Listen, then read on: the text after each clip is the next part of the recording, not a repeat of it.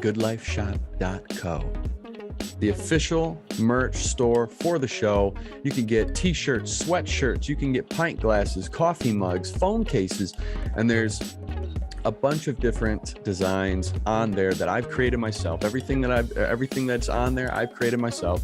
And yeah, you can go on there. It is now live. You can go on there and get some whatever you need because it's on there. Right now, through the end of the month, if you use the discount code GOODLIFE, you get 10% off of any item in the store. 10% off of any item by using the discount code GOODLIFE. At thegoodlifeshop.co, it'll be in the link down in the description. Check it out.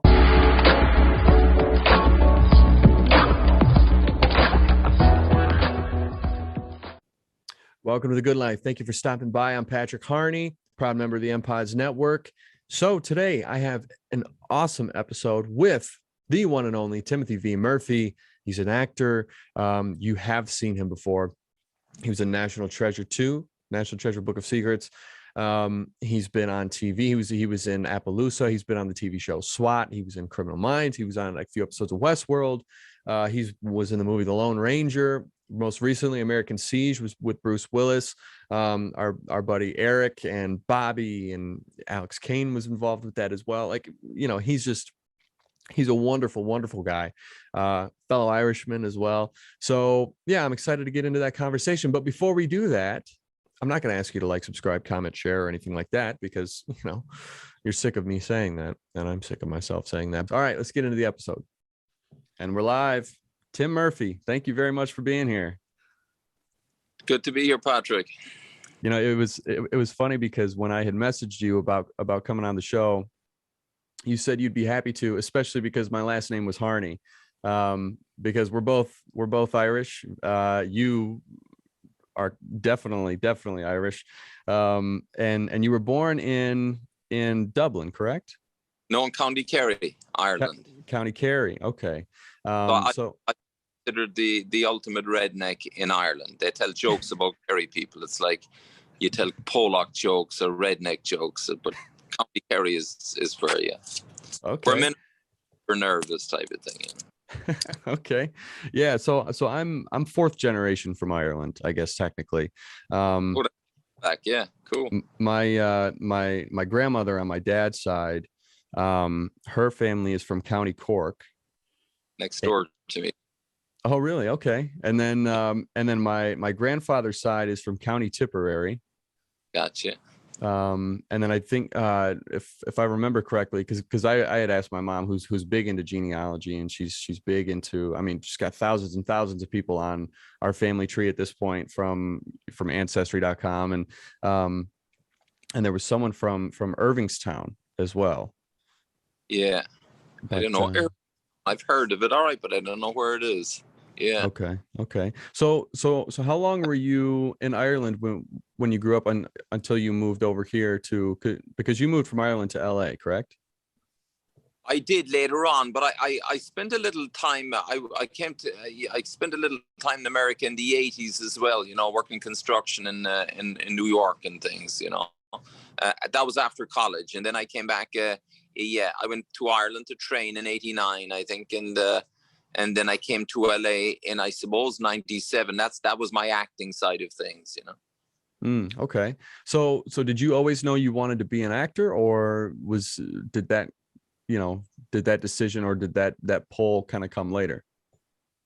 No, I mean, I definitely wasn't one of these people that you might have interviewed to say, oh, I had a dream like Martin Luther King and my dream was to be a famous actor. No, that wasn't me at all. I come from a small town in the west coast of Ireland. Acting was the farthest thing from my mind. We played cowboys and Indians, or cowboys and Native Americans, as it would be called now, when I was a kid. And I loved Westerns, loved Clint Eastwood and John Wayne, and I loved movies. There's no question. I mean, when I went to the movies, we'll say in the 70s, in my teens, the popular movies were also the movies nominated for Oscars. So you'd have, you know, De Niro and Pacino and, Jack Nicholson. And if there was a horror movie, it'd be The Shining. I mean, which is like an amazing movie. And it wouldn't be, you know, I don't know, it wouldn't be Poltergeist or something like that, maybe. You know? So Yeah. So I love movies. Yeah. But I had a very bad stutter or stammer when I was a kid, and it lasted till I was into my teens, until 16, 17. So I could hardly speak. I'd prefer to be beaten by the teachers for not knowing things than the embarrassment of standing up and saying things, So. Mm. Well, that's interesting, because I also had the same thing when I was growing up. Yeah, and I still sometimes, like, if I don't get a good sleep and I'm really tired, I'll still stutter a little bit. And I've gotten really good at being able to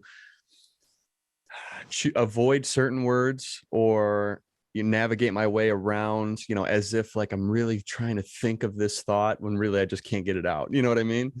Yeah. And I actually I distinctly remember that when I was younger, I started stuttering really bad, and I was standing there with a group of my buddies, and one of them just started going like, "Oh, did you know?" like, to make fun of me of it. Yeah. And I had just had enough. It was already a bad day, and then boom, just socked him right in his gut, folded him like a piece of paper, and I said, "Don't ever do that again." And he's like, "Man, I'm sorry, I'm just messing around." But I never got made fun of again. That was like me in school. In fact, I was talking to my sister about it, and she says, you were very mean to us when we were growing up. I was the big brother. I had 6 brothers and sisters, and but they'd call me. We'd names for each other. My mother couldn't like navigate us being kind to. I mean, we were a really loving, close family, but as brothers and sisters from a big Irish family, we'd beat the hell out of each other. I mean, at least I was the eldest, so I didn't get beaten by my brothers and sisters. I got beaten by bullies maybe, but then I'd fight back. But they used to call me Stutter Gob, I remember. And then they'd all run for the hills, and there was one room in the house that you could lock, the bathroom, right? And they'd all run from the bathroom and lock themselves in there. That's funny. So when you were growing up, then did you get into a lot of fights because of that sort of stuff?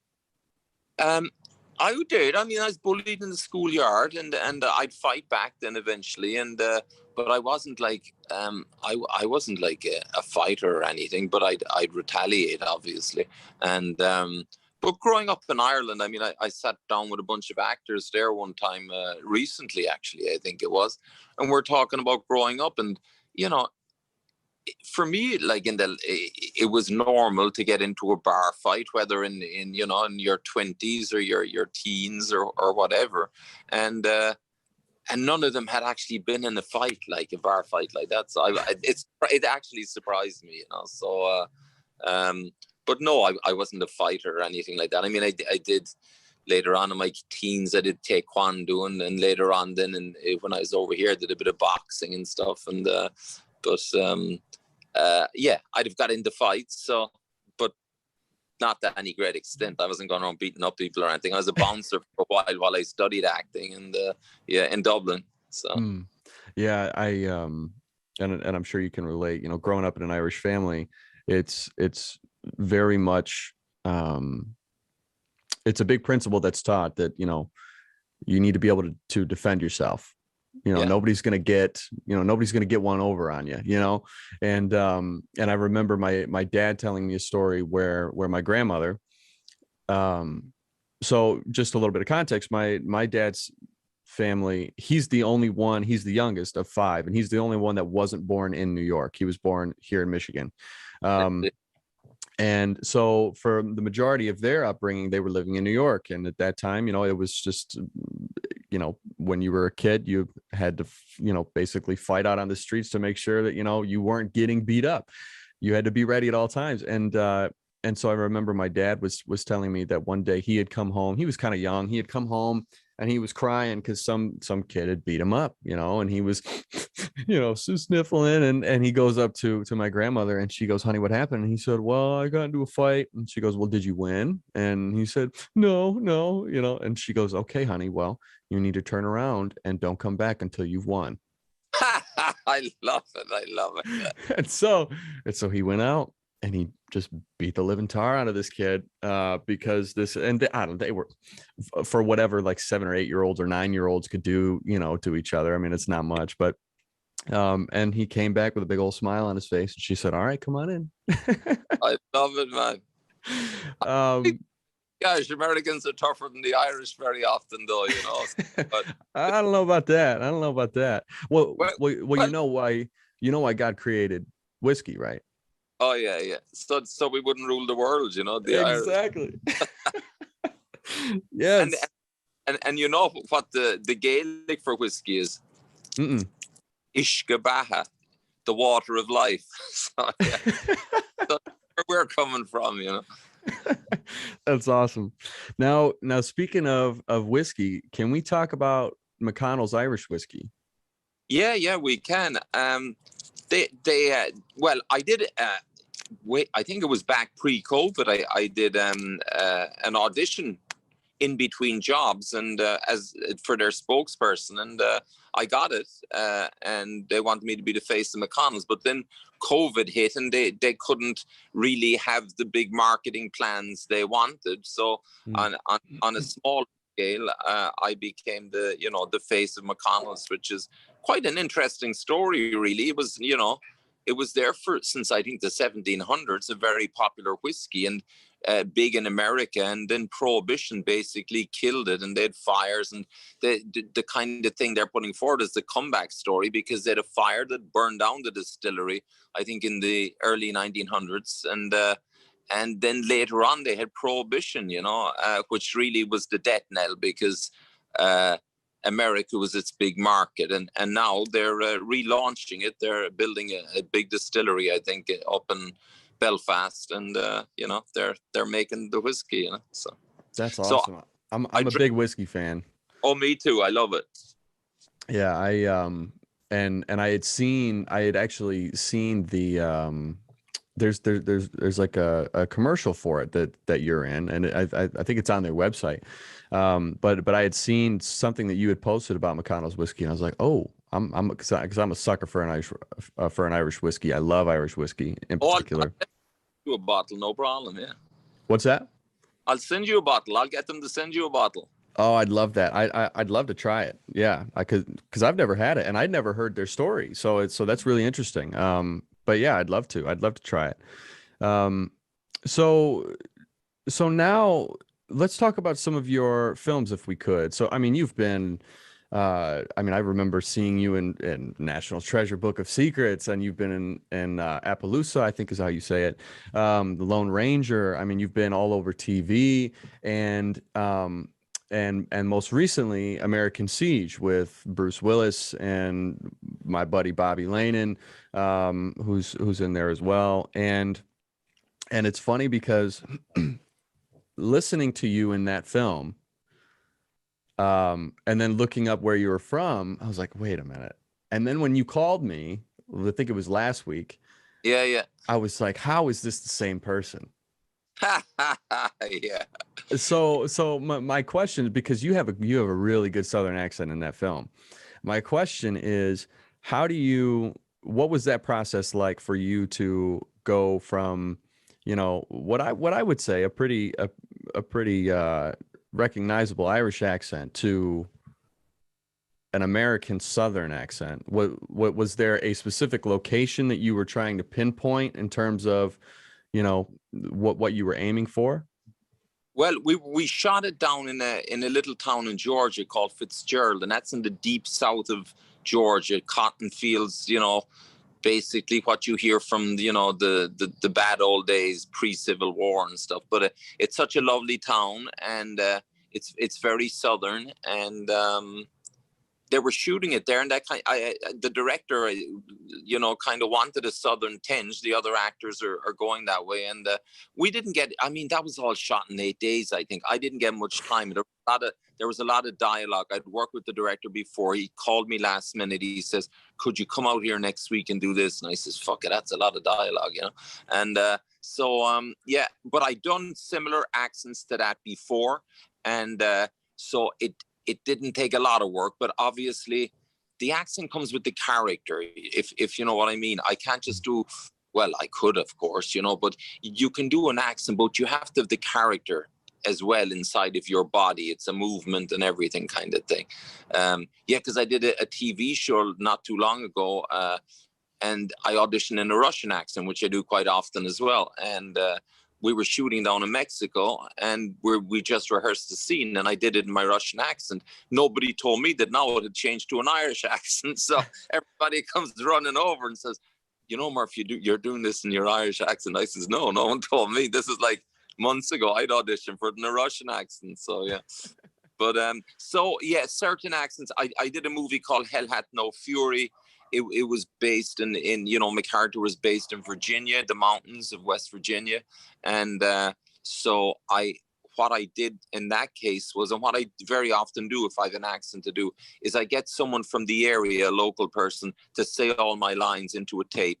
And then I take it from there, you know, and then I work the character and the accent and meld the two of them together type of thing. Interesting.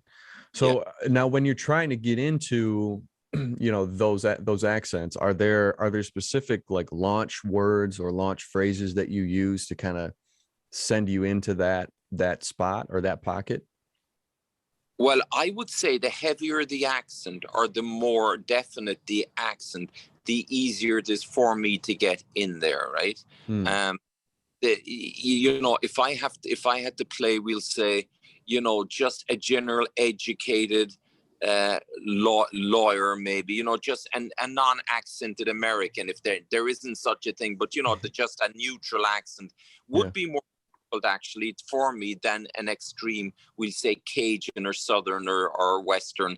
I just did a Western recently. I find that accent quite easy, you know. Some accents, in other words, I have to work harder on than others, you know. So. Okay. Interesting. Yeah. So I had just done, when I asked that, because I had just done a musical. So I'm an actor also, and I had just done a musical back in the spring, or back in December, where it was called All Is Calm, the Christmas Truce of 1914. And it was about the Christmas truce during World War I between the Allied forces and the German forces. Yeah. And it's 12 guys. It's all a cappella, and or 10 guys, and it's all a cappella. And I had all of the dialogue was dialogue from like actual letters from the men that were there, interviews that these guys did. So nothing was really made up. Yeah. And because of that, we referenced like 30 different soldiers. And so and it would say in the script, if, you know, or, you know, they would say, you know, so-and-so, you know, London Irish Regiment, or, you know, Royal Saxon Regiment, whatever. So in the show, I had to do an English accent, and then an Irish accent, and then a German accent, all within one show. And that was really interesting, trying to dive. I had never done, I'd done an English accent before, but I'd never really done an Irish accent for something, or a German accent. And yeah, that was really, really interesting. So, but for me, I always had like launch words or launch lines that helped me get into those. Yeah, that's interesting. So what's your favorite accent to do then? I suppose I wouldn't say accents, but I'd say characters. I mean, I love saying like Western characters, right? Russian oligarchs, like that funny commercial I did years ago where I kiss a giraffe. You know, Russians, they're fun to play. Germans are fun to play. I did Eichmann in The Man in the High Castle, but I'd like to do a comedy version of a German kind of guy, you know. But South African, I couldn't say what is my favorite accent. I'd say a better question there would be, what's your favorite character? And I remember playing a kind of ex-Southern soldier that was the warden at the Yuma State Penitentiary in a little independent movie with Kix Brooks, a country western singer. But I don't judge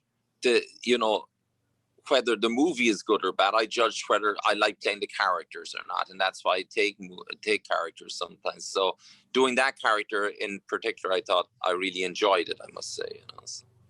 Yeah, okay. So and I also like what you said about, you know, being able to read letters. I've done a bunch of Westerns now, and I do research on characters and things.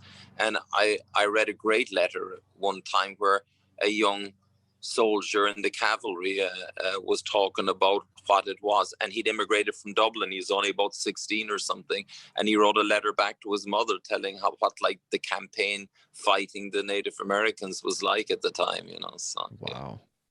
Wow, that's crazy. Yeah, it's interesting when you do some of the research on on these characters. It's interesting what you can find. You know what I mean? Like when I was doing, you know, now I hadn't been on stage in like 6.5 years, and because that's where I started. And when I had gotten into this, like I knew that the majority of the guys that were acting in the show with me, they were singers first. You know, so I was the only, I mean, I've always grown up singing and doing music, but I was the only like actor that was in our group. And so to me, you know, I took that very, you know, seriously, in the sense of, okay, well, I wanted to try and help create some study material for everybody. So everybody could be, you know, try to be on the same level, you know, or, you know, same playing field. And I found some stuff that some of these guys that we were referencing lived to be like 104 years old or 105 years old. It was amazing how many of these guys lived past 100 years old and lived like just these badass lives, you know. And so, that the research is really, really fun for me. And yeah, to be able to read letters like that of what it was like, you know, fighting the, you know, the Native Americans. I mean, that's like gold. Phenomenal. Like even in Montana recently, when I was doing this other Western, there's an amazing bookstore in Livingston, Montana, and he has the most amazing books. There was one book about, you know, an early settler going in, and you know, his sense of humor, like he actually narrated it in bad English, but it was like not an educated man, but it totally honest depiction of what it was like to be there and dealing with the Native Americans and the different tribes not liking each other and other settlers coming in and bad blood between people and little gossiping, you know. It was, it's wow. I love history, and I find research like that fascinating, you know. So. Yeah. Now, in terms of your roles, do you what is something that you find or that you look for in a character that really gets you to, you know, to jump on it? Well, you know, as an actor, like, you're never certain. Even talking to Ed Harris, who's like a multi-millionaire, obviously, and has had a great career. Even Ed was telling me once one job finishes, he's worried is the next job coming along, you know? So I wish I could say that I can pick and choose in my jobs, because if I could pick and choose, I would only do probably movies. And because I find movies are closer to theater, which I have a big background in as well, than television. And it's a slower medium, and I am always kind of into, you know, the man alone in the wilderness, or, you know, the man trying to, you know, save his family against all odds, against maybe the, you know, the wilderness, or the, you know, the people trying to get at them or whatever. So I like those movies like The Revenant, or like Jeremiah Johnson, or, you know, Spencer Tracy, The Old Man in the Sea. So if I had a choice, because I would love to do those type of movies. If I had a choice, I would, you know, I'd love to be, you know, do maybe a movie or a TV show where you're, you know, riding a horse into battle, like in, you know, Gladiator, or Braveheart, or, you know, something like that. Or even, you know, as series, then we'll say something like else Vikings or Game of Thrones or something like that. But whether you get them or whether or not is just sheer luck, you know. Someone else might have got that part or whatever. So so what do I look for? They're the characters I like, but obviously if someone calls me, wants me to play some other, you know, character, or the bad guy, you know, the lead villain in something, of course I'd love to do it. And all I'm thinking of right now is feeding my family. So I'm working on the TV thing right now. When that ends, God only knows what's going to come next. Something usually does, but, you know, COVID was quite tough on actors. You know, we didn't work as much as we'd like to, you know. So. Yeah. Well, and speaking of Vikings, I love that show. And did you see that they have a new series coming out? I think is it a prequel series, or it's supposed to take place like a few hundred years after or something like that? And it's called Vikings Valhalla. That's right. Yeah. I think I might have read for it initially at the very beginning, but again, it didn't go my way, obviously. And so they're doing that. Would you ever want to do something like a Lord of the Rings type? Because I know I would. I mean, Vigo's part, and that was, was a great little part to get. I think Stuart Townsend was in there, that Irish actor initially. That didn't work out with himself and the director, I think. And Vigo was in there, and it really relaunched his kind of career in a lot of ways. And, you know, I love that kind of fantasy. Like, you know, basically it was like a knight in shining armor. Again, Vigo's role in it or whatever. So, yeah. And you're riding horse, which I like, you know, and all that. In New Zealand. So. Yeah. Oh, yeah. Geez, beautiful country. Your family, and you can kind of relax as an actor. You don't have to have your usual anxiety. Where's the next job coming from? Yeah. Now you have horses yourself, correct? I don't have horses, but I know people with horses, and I've been riding a bit more than I have in the past lately. Yeah, but I love it. I love animals and I love horses. Yeah. How long have you been riding for? Oh, I would only like pick up riding periodically, depending on the job. We'd say the first time I remember being back in Ireland studying acting at the beginning, and we used to go out riding a couple of, you know, once a week for maybe we did a job or maybe we did it for fun, you know. Before that, then as a kid, a little bit. But when I got Appaloosa, I had to learn how to ride again, basically. So I worked with Ed Harris's two people that Ed Harris put me in touch with. But I mean, a couple of those opening scenes, I was just with a bunch of frigging cowboys leading them charging down to the river, just holding on for dear life, just taking my life in my frigging hand. I tell you, I was not a good rider then. I was just, I'm better now. But then I was just saying, I hope I fucking survive this, you know.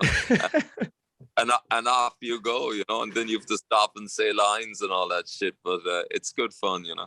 Yeah. Now you've worked with Ed Harris, like you said, twice, right? Twice. You did National Treasure, Book of Secrets, and then Appaloosa, correct? Yeah, twice opposite him, and then also in Westworld. That I had no scenes with Ed in Westworld, but so 3 different things that he's in, I was in. Yeah. So what's he like to work with? Because I've always really admired him as an actor and his performances, but he doesn't seem to be like the kind of guy that's like super out there. He seems very choosy of the things that he does. What's he like to work with? Ed, I mean, he's at a great stage that he can afford to be choosy, you know, because he's had such a great career. He's great to work with, Ed. He's like an actor's actor. He's very much on Hollywood, if you know what I mean. He's directs, produces. I mean, even in Appaloosa, it was all his buddies he had in the lesser parts. He obviously, you know, in the bigger parts in the movie, he had to, because of the producers and stuff, he had to hire certain people, you know, that maybe he wouldn't have hired it if he had his choice. But everybody has to compromise, you know. And but as far as working and as far as a man, as a guy goes, he's very much a stand-up guy and very much an actor and loves actors and creativity and acting and everything, you know. So yeah. Yeah, that's great. Yeah. I absolutely love the way he works in terms of his characters. I mean, they're so good, every single one of them. So do you go back to Ireland often? I'd always try to go back like once a year or once every 2 years, and but I was trying to go back once a year. I've been working over there, of course, over the last number of years on 2 different projects. But I went back like in 2019. I buried my father in October of 2019, and I haven't been back, which I really miss because, you know, your home soil, there's a magic of it. I need right now. I do need to, this summer, hopefully, to visit my brother in Portugal and to go down to Kerry, where I'm from, and just plant my 2 feet in Kerry soil, basically. And there's just such a magic of that, especially if you're an immigrant and you've been away from your country for a while and you go back, you can feel it, you know. So. Yeah. Now, what are some of your favorite things to do when you go back home? I always love hiking up the mountains in Kerry, actually. And when I grew up, I'd go fishing with my father underneath like old Norman castles and stuff, you know. And those memories are amazing. But yeah, I love hiking. I obviously go drinking with my family. Drinking is a big part of it. And you know, going out to the little villages, like having crab claws out in Spillane, a little village and west of Tralee. They're out.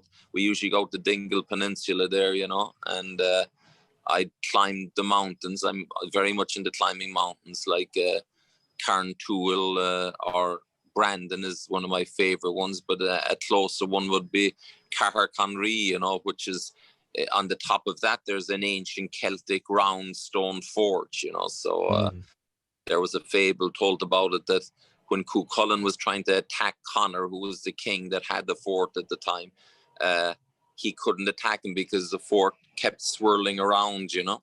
And but I was out there one day, and I there was whatever was happening with the wind and the clouds. The wind was making these clouds swirl around the fort at the top of the mountain, and it just looked like, Jesus, is the fort swirling around or what's going on?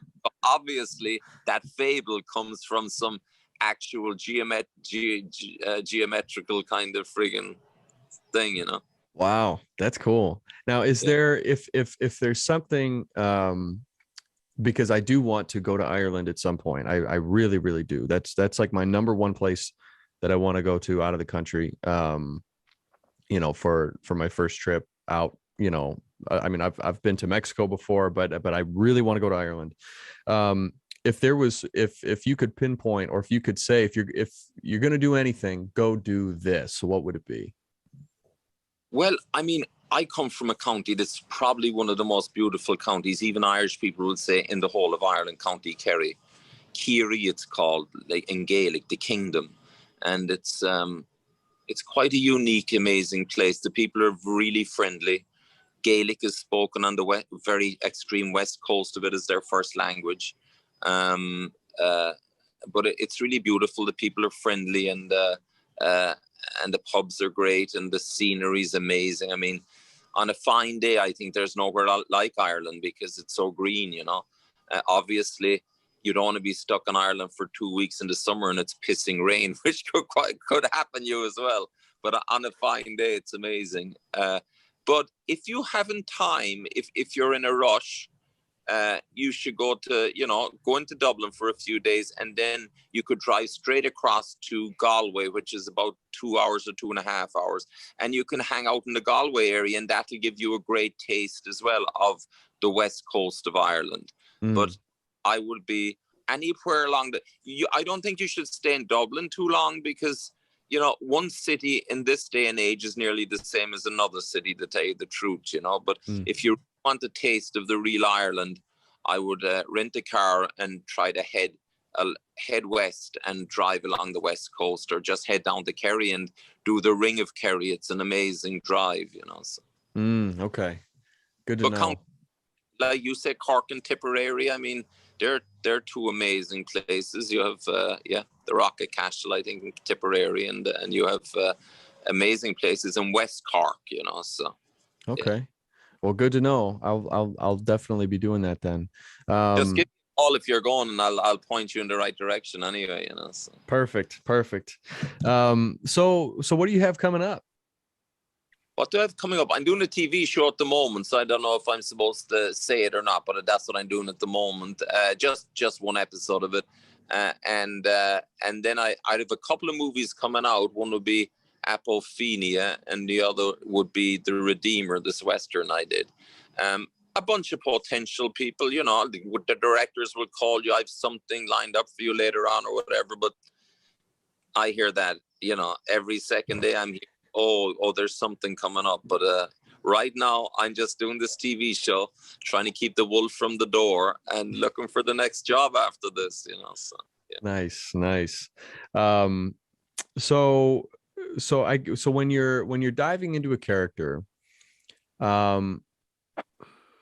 do you try to, I guess I should ask, what is your process when you're diving into a character? Do you kind of work from the inside out, or do you work from the outside in? I've had some great coaches throughout the years, and a lot of bad acting teachers as well, that try to get you to do all this stuff in your head and research and everything. And for some people it works, some people, all that research and everything works. For me, it's more of an intuition, right? A feeling. And I can do, as I tell you, I like reading the history and all that. But as far as the performance itself, I couldn't really say what I do, but it's a feeling. And I know when it clicks inside of me with an accent or with a movement. I'm very good. I like to get a movement and an accent going together type of thing, more than thinking about some, more than maybe writing a big biography on the character, or doing huge research to make it work or something. That doesn't, or looking for all these objectives or breaking down a script and the meaning of it and all that. That doesn't help me a lot, that stuff. It helps other actors, but not me. And I am a member of the Actors Studio, and I work with Penny Allen, who really changed Matthew McConaughey's career around, and she also was the wife of Al Pacino's coach. They all came from the Actors Studio in New York. Your uncle would know, obviously, Penny Allen, and I'm a member of the Actors Studio. But Penny was great, but even she knew that, what worked with me and what didn't work with me. And mostly physical things will work with me. If I have something physical to do, it helps me, get into something, more so than going inside and trying to dig up something. If I'm ever trying to dig up something, there's a problem, Movement is good for me. I work with a Brazilian guy one time, and because very much your emotions are in your body anyway. So if I can release them through movement, it's good for me. So yeah. I work with a great coach as well. What's her name? Patsy Rodenberg. She was the voice coach in the National Theatre in England, and she's a great Shakespearean coach, and I got a huge amount of benefit and power in my voice from that lady, I must say. If I was ever going to do something like Alexander the Great or something like that, I would certainly work with Penny, or not Penny, but Patsy. Yeah. Okay. Well, and it's interesting that you mentioned Penny Allen, because so I had brought up to you my cousin Michael John, because I had seen that you were also a member of the Actors Studio, and I know he is as well.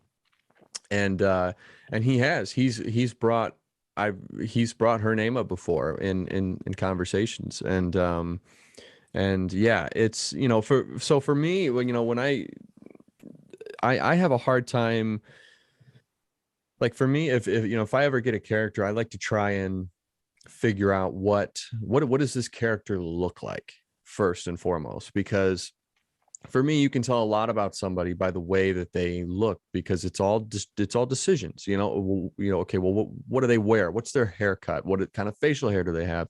All this kind of stuff. What do they use to accessorize? Do they wear a watch? Do they not wear a watch? Do they wear rings? Do they necklaces? Whatever. What type of necklace?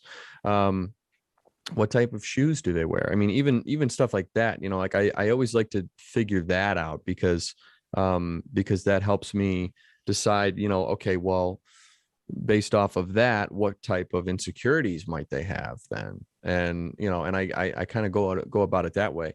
Sometimes I can do the whole inner work stuff, so I study with Ivana Chubbuck's studio, and I study with a great teacher named Chris Holder, who we do a lot of the objectives stuff. We do substitutions, this overall objective, scene objective, any obstacles and stuff like that, and that's helped me. But I think I'm kind of along the lines with you, like it helps me to a point, but then there's the point where I have to throw all that stuff out, and just do it, you know what I mean?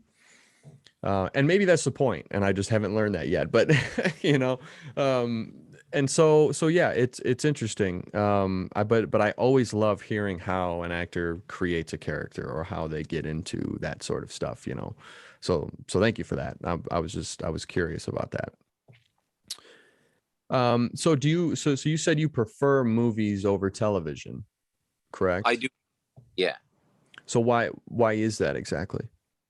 Well, it's not open-ended. There's a start, beginning, and an end. It's like a play. Well, obviously, TV, you could just do one episode, and I've done, one episode and 5 episodes, and it's a faster medium. The main thing in television, they're moving very fast, and you better know your fucking lines and not be holding up the friggin' thing. That's basically the TV. And if you could, because it's a writer's medium, it definitely isn't an actor's medium. You can see, I don't know, I mean, there's great actors and there's, average actors, and in movies now, I mean, there's movies been nominated for Oscars, and last year and probably this year that I just rolled my eyes because I'd have seen them, and it baffles me sometimes, the choices. It's like there's a little club in New York or London or LA deciding, and some big agencies deciding on who of their clients they're going to nominate this year, and it has nothing to do with greatness at all, I think. Or maybe there's no great movies out there. Who friggin' knows? Yeah, that's true. Did you see the movie The Power of the Dog on Netflix? I did. I watched some of it, yeah. Okay, so I could tell by your reaction that you have the same exact reaction that I did. I have no idea how the hell that movie got so many nominations, because I have no idea what it was about. I couldn't tell you why anything happened the way it did in that movie. Yeah. But it's just like killing the award season. I don't get it. Well, a lot of people. I know a man that a lovely man whose son is in it, and I watched. Maybe I didn't watch the whole movie. I watched 15 minutes of it, and it didn't. If a movie, I'm not saying if it's bad or good. It just seems to be getting unbelievable critics' choices and awards and everything, and I would wonder why as well. But obviously those people like it. But anyone that I've talked to that has seen it, Yeah. I don't. I love to give my friggin', be honest with you, and give my honest opinion. It's okay. I get it. It's all good. You kind of know where I stand there, and I do people in the movies. So well done, I say to all of them. Forgetting. Look, I say to people that I know that are in those movies or associated with them. I just say to them, well done for doing as well as you're doing, guys. Yeah. But sure.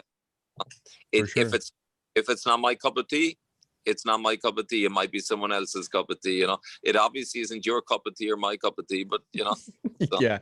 Well, I was just really excited for a good Western. You know what I mean? Because I'm always wanting a good Western, and it's very, very few and far between. But what's good right now is that, and I haven't seen it, but 1883 is doing good, and there seems to be a big rash. And now I don't know exactly if I'd enjoy that or not. Who fucking knows? I'll have to watch it. But and I know people in that as well, and I'm delighted for them that they're having the success they do. But it's like it's a good time for Westerns, which is good because I'm very suited for Westerns. So I would hope to get some work out of this, a new fad, which is great. A couple of years ago, you couldn't get a Western made, you know. So. Exactly. So now everybody who's listening, anybody in the industry or anything, let's get this man to make a Western, please, because we need a good one. We need a really, really good one here.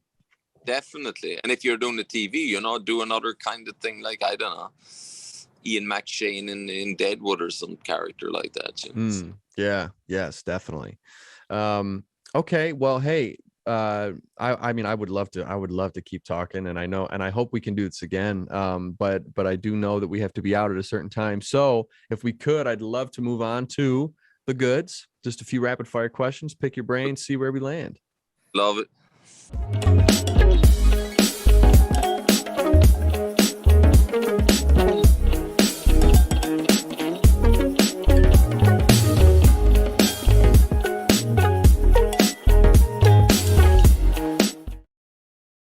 All right. What is your favorite actor of all time and your favorite movie of theirs?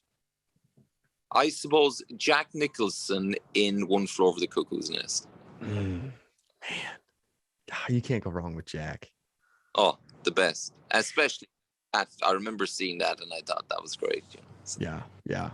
Yeah. If you could do any other profession, what would it be? Geez, that is a tough one. Either a guide, some kind of park ranger kind of thing, or a vet, or maybe a psychotherapist where I'm helping people, you know, so they're having difficulty with whatever. Yeah. Okay. All right. And then finally, what's your biggest source of inspiration in your life?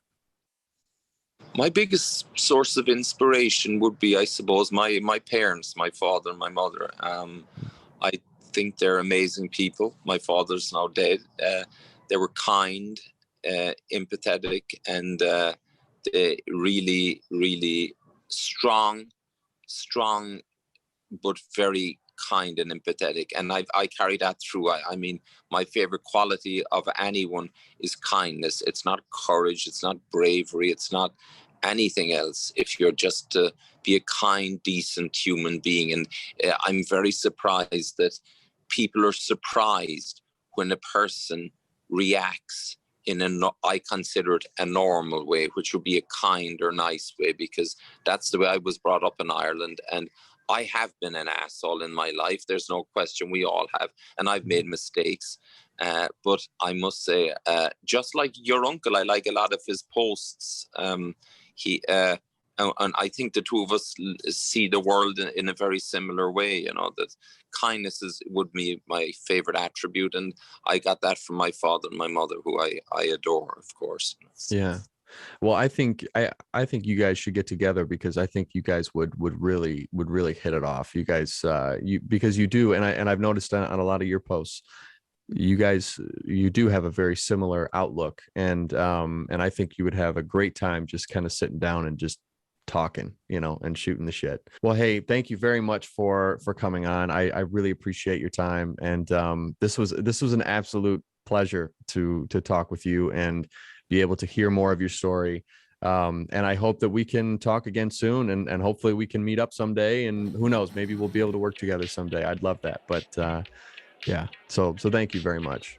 All right, Patrick, have a good one, man.